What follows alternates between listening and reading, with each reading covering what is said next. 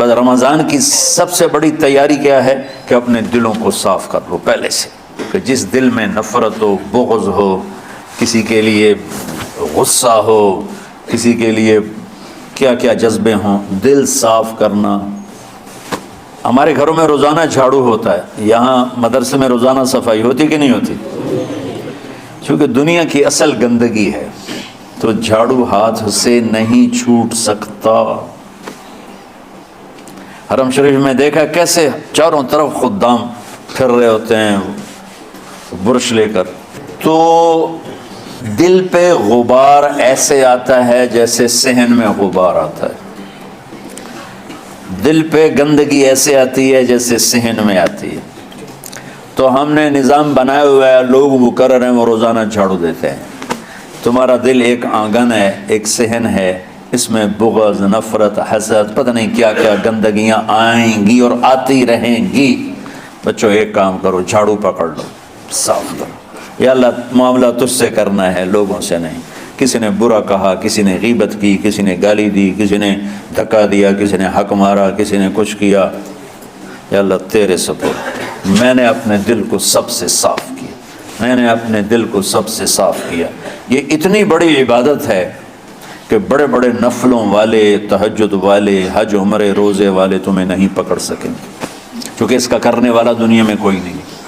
نفل پڑھنے والے تو بے شمار ہیں، عمرے کرنے والے بے شمار ہیں، علماء بے شمار ہیں، حاجی بے شمار ہیں، سخاوت کرنے والے بے شمار ہیں، لیکن اس ٹکڑے کو صاف کرنے والا لاکھوں میں ایک بھی نہیں ہے۔ مشکل کام ہے، آپ یہ سیکھ لیں، صاف کرو، صاف کرو، صاف کرو۔ یہ رمضان کی سب سے بڑی تیاری اور علم کو حاصل کرنے کی سب سے بڑی چابی ہے کہ اپنے دل کو کھلا کر لو۔ کوئی چیز خالی ہوگی تو کچھ آئے گا۔ جس دل میں بغض بھرا ہو، نفرت بھری ہو، حسد بھرا ہو، کینہ بھرا ہو، اس میں خاک آئے،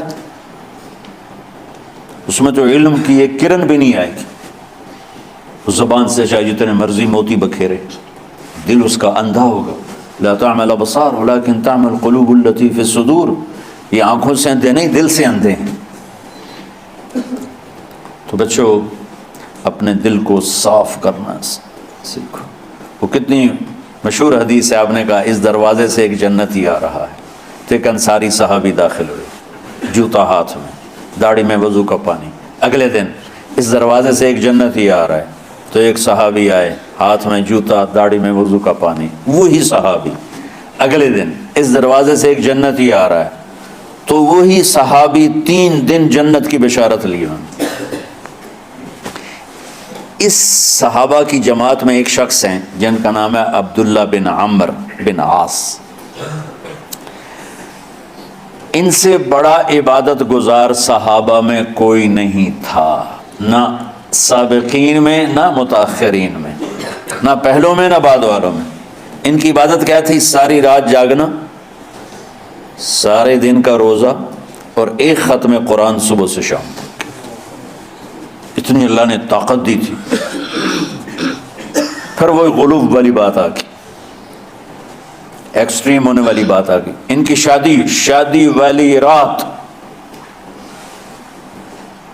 حجلہ عروسی میں داخل ہو رہے ہیں، دلہن کے کمرے میں داخل ہو رہے ہیں، اور مصلی بچھا کے اللہ اکبر، اور دیر نفل تے نفل، دیر نفل تے نفل۔ تو ان کی بیگم نے دیکھا، تو وہ بھی خیر کا زمانہ تھا، انہوں نے بھی وضو کیا اور پیچھے مصلی بچھا کے وہ بھی فجر تک نفل پڑھتے رہے۔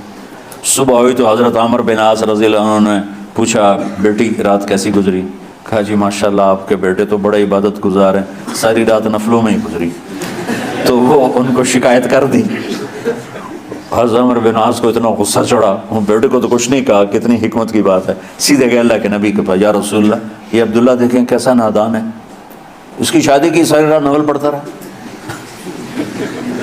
تو آپ کہتے ہیں ماشاءاللہ ماشاءاللہ کتنی بڑی بات ہے، نفلوں میں گزر گئی، رات بھی نفلوں میں گزر گئی۔ تو آپ نے حضرت عبداللہ بن عمرو کو بلا کے ڈانٹا کہ تو نے مہینے میں 3 دن روزے رکھنے ہیں، بس اس سے زیادہ نہیں رکھنے، اور ہفتے میں 1 قرآن ختم کرنا ہے۔ کہا یا رسول اللہ میرے اندر طاقت زیادہ ہے۔ پھر اچھا 15 دن روزے رکھنا ہے، کہ نہیں میرے اندر طاقت زیادہ ہے۔ آپ اس کو تھوڑا تھوڑا کر کے گھٹاتے رہے، اور وہ ہر دفعہ نہیں یا رسول اللہ میرے اندر طاقت زیادہ ہے، تو آخر میں آپ نے کہا اچھا چلو 100 میں داؤدی پہ آ جاؤ، ایک دن روزہ رکھو، ایک دن افطار کرو، اور 3 دن سے پہلے قرآن ختم نہیں کرنا۔ تو آپ نے اس کو پیچھے کیا۔ یہ بیٹھے تھے اس محفل میں، ان کے دل میں آیا کیا یہ بزرگ مجھ سے زیادہ عبادت کرتے؟ رات میں ساری جاگتا ہوں، دن روزہ رکھتا ہوں، ایک ختم کرتا ہوں، تو جنت کی بشارت تو مجھے ملنی چاہیے تھی، ان کو کیسے مل رہی؟ یہ کسی کتاب میں نہیں لکھا کہ یہ ان کا جذبہ تھا، لیکن جو کہ میں ان کی سیرت کو جانتا ہوں تو مجھے خیال آتا ہے کہ ان کی نفسیات میں یہ بات آئی ہوگی، چونکہ صرف انہیں کو خیال آیا کہ میں جا کے دیکھتا ہوں کہ یہ بزرگ کیا کرتے ہیں۔ تو ان کے پاس پہنچ گئے، چاچا ذرا، وہ ادھیڑ عمر تھے، چاچا وہ میرے ابا تھوڑے ناراض ہیں، تو کچھ دن آپ کے پاس گزارنا کا، بیٹا بسم اللہ آ جاؤ۔ اب رات ہوتے عشاء کی نماز پڑھ کے انہوں نے جلدی سے چادر اوپر لی اور یوں سراخ کر کے ان چاچے کو دیکھنے لگے ایسے کر کہ اب یہ کیا ساری رات سجدہ کرے گا، اور ساری رات روتے روتے روتے روتے مسلح گلا ہو جائے گا، یا ساری رات رکوع کرے گا، ساری رات قیام کرے گا، ساری رات قرآن پڑھے گا، اس تصور سے یوں دیکھ رہے۔ اور وہ بزرگ صحابی تشریف لائے، سرانے پہ سر رکھا، اللہم بسمک اموت و احیا، ہو گئے۔ اب یہ دیکھ رہے ہیں ابھی اٹھیں گے، ابھی اٹھیں گے، ابھی اٹھیں گے، اٹھے نا، فجر کی اذان پہ اٹھے۔ اب یہ تو حیران پریشان ہو گئے کہ یہ کیا؟ اس زمانے میں تو منافق تہجد نہیں چھوڑتے تھے ڈر کے مارے کہ پتہ نہ چل جائے ہمارے کفر کا، تو یہ چاچا جنت بھی لے گیا تو ستا بھی پیا کہ چلو کل دیکھوں گا۔ اگلی رات پھر چادر سر پہ کر کے اور یوں سراخ کر کے لیٹے ہوئے اور دیکھ رہے، چاچا پھر تشریف لے اور سرانے پہ سر رکھا، اللہم بسمک اموت و احیا، ہو گئے۔ فجر کی اذان پہ اٹھے، یہ اور پریشان ہو گئے کہ میرا نبی کا فرمان تو سچا ہے، اس میں تو شک بھی کفر ہے، لیکن عمل کیا ہے جس پر اس کو جنت کی بشارت ملی؟ 2 رکعت نفل بھی نہیں۔ اور آج کے دور میں تم میں سے ماشاءاللہ اکثر بچے تہجد پڑھتے ہیں کہ ایک رات اور دیکھوں گا، تیسری رات اللہم بسمک اموت و احیا، ہو گئی ساری رات۔ تو تیسری رات پھٹ پڑے عبداللہ بن عمر، کہنے لگے چاچا میری ابا سے کوئی لڑائی نہیں تھی، 3 دن میں تیرے بارے میں سنتا رہا، جنتی جنتی جنتی، میں دیکھنے آیا تھا کہ آپ کیا کرتے ہیں، آپ تو کچھ بھی نہیں کرتے ہو، ساری رات سوتے رہتے ہو، اب کیا کرتے ہو؟ میں نے کہا بیٹا یہی ہے جو تم نے دیکھا ہے۔ اب ان کو سمجھ میں نہیں آ رہا کہ یہ جوڑ کیسے بٹھاؤں، ادھر جنت کی بشارت، ادھر ساری رات خراٹے، اب یہ اس میں جوڑ کیسے بٹھاؤں، کیونکہ نبی کی بات تو غلط ہو نہیں سکتی۔ تو اب وہ نا ایسے نا بڑے بے دل سے ہو کر واپس مڑے، بھائی پتہ نہیں کی چکر ہوئے گی کوئی گل۔ جب وہ دروازے تک پہنچے تو کہنے لگے بیٹا ادھر آنا، واپس آ گئے۔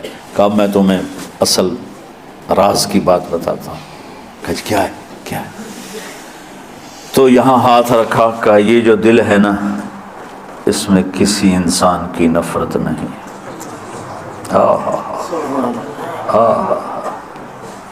اور جب اللہ کسی کو رزق دیتا ہے، عزت دیتا ہے، مجھے کبھی حسد نہیں ہوا، مجھے خوشی ہوتی۔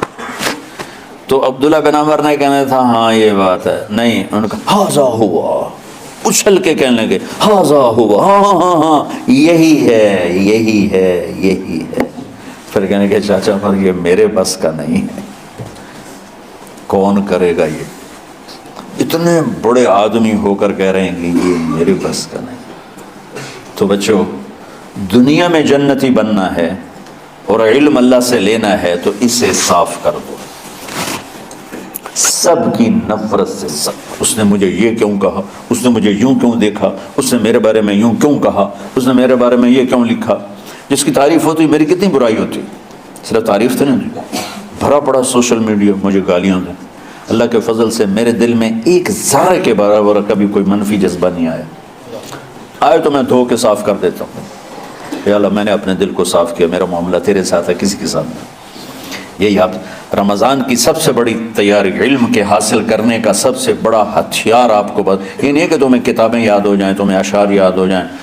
تو ساری امت سے کہتا ہوں رمضان کا استقبال کرو، دلوں کو صاف کر کے، نفرتوں کو مٹا کے، مذہبی نفرت، دنیاوی نفرت، رشتوں کی نفرت، بول چال کی نفرت، سیاست کی نفرت، لین دین کی نفرت، ان سب سے اپنے دل کو صاف کرو تاکہ رمضان میں اللہ نے علم اتارا، اللہ تعالیٰ آپ کو علم عطا فرمائے.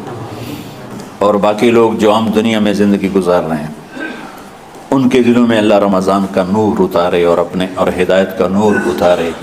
یہ سب سے بڑی تیاری ہے اس کی.